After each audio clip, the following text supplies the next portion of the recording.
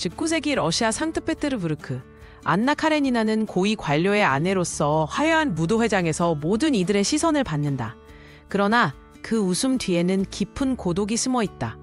당시 여성은 사회적 지위를 위해 감정을 억압해야 했다. 1870년대 러시아 귀족 사회의 위선적 분위기가 그녀를 점차 짓눌렀다. 1872년 모스크바 기차역. 안나는 우연히 젊은 기병 장교 볼론스키를 만난다. 당시 러시아 군인들은 전쟁 영웅으로 추앙받던 계층이었다. 두 사람의 첫 눈맞춤은 순간이지만 강렬했다. 톨스토이는 이 장면에서 모든 것이 바뀌었다고 묘사하며 이 만남이 안나의 운명을 결정짓는 순간임을 암시한다. 볼론스키와의 비밀스러운 만남이 계속되면서 안나는 심적 갈등을 겪는다. 당시 러시아에서 여성의 분류는 사회적 자살로 여겨졌다. 1874년 통계에 따르면 귀족 여성의 이혼율은 0.3% 미만이었다. 안나는 가정과 열정 사이에서 갈등하며 톨스토이는 그녀의 내면을 타오르는 불길 속에 선 여인으로 묘사했다. 남편 가리니는 안나의 불륜 사실을 안나의 가장 큰 고통은 아들 세료자와의 이별이었다. 당시 러시아 법상 이혼 시 자녀는 아버지에게 귀속되었다.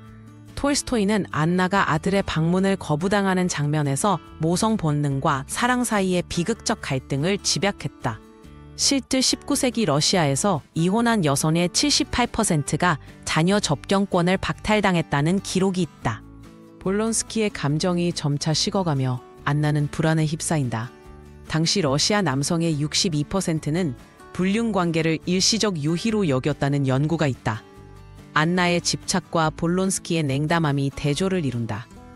톨스토이는 사랑이 변질될 때 여성의 고통은 남성의 배신감보다 깊다고 분석하며 성별에 따른 감정 격차를 드러냈다. 안나는 귀족 사회에서 완전히 격리된다. 1875년 상트페테르부르크 신문에는 도덕적 타락자라는 익명의 글이 실리며 그녀를 공격했다. 톨스토이는 이 장면에서 총 34명의 귀족이 안나를 외면하는 모습을 생생히 묘사한다. 당시 러시아 상류층의 가식적인 모럴리즘을 비판하는 강력한 장면이다. 정신적 붕괴에 이른 안나는 현실과 환상을 구분하지 못한다. 톨스토이는 이 장면에서 7번의 환청 묘사를 통해 점차적인 정신질환 과정을 사실적으로 그린다. 당시 의학 기록에 따르면 러시아 여성의 23%가 사회적 압력으로 인한 정신질환을 겪었다.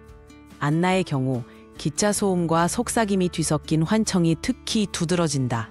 2876년 어느 겨울날 안나는 기찻길로 향한다. 톨스토이는 이 장면을 쓰기 위해 실제 기차 사고 현장을 방문해 3일간 관찰했다고 한다. 당시 러시아에서 자살은 종교적 금기였으나 1870년대 자살률이 40% 급증했다는 기록이 있다.